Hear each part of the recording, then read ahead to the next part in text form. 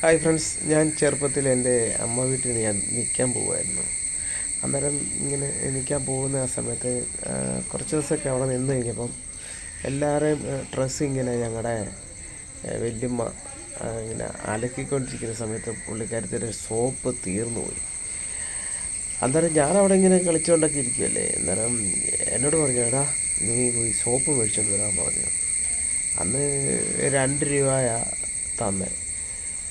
വഴിയിലൊക്കെ ഇങ്ങനെ ചെള്ളയും കാര്യങ്ങളൊക്കെ ഉണ്ട്. ഇപ്പം പണ്ടെന്നൊക്കെ പറയുമ്പോൾ ഇങ്ങനെ ഭയങ്കര കുരുത്തക്കേട് കാണിച്ച് നടക്കുന്ന സമയമല്ലേ.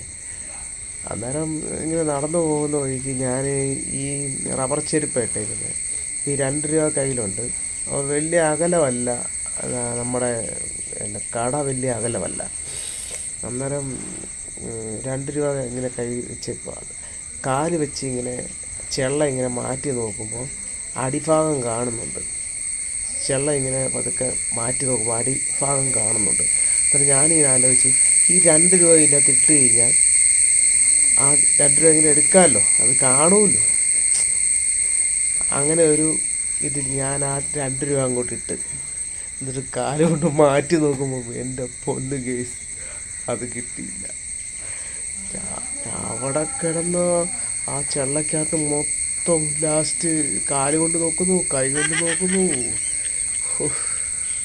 ലാസ്റ്റ് ഞാൻ ഒരു രക്ഷയില്ലായിരുന്നു. ഞാൻ തിരിച്ചു വന്നിട്ട് എൻ്റെ വല്യമ്മയോട് പറഞ്ഞു, അമ്മ അത് എൻ്റെ കയ്യിൽ നിന്ന് പൈസ പോയി. എങ്ങനെയാടാ പൈസ പോയത്? ഞാൻ പിന്നെ സത്യസന്ധനായതുകൊണ്ട് ഞാൻ പറഞ്ഞു, ഇന്ന പോലെ സംഭവിച്ചെന്ന് പറയും. ബാക്കി കാര്യങ്ങളൊക്കെ അറിയാമല്ലോ എന്താ സംഭവിക്കുന്നത്.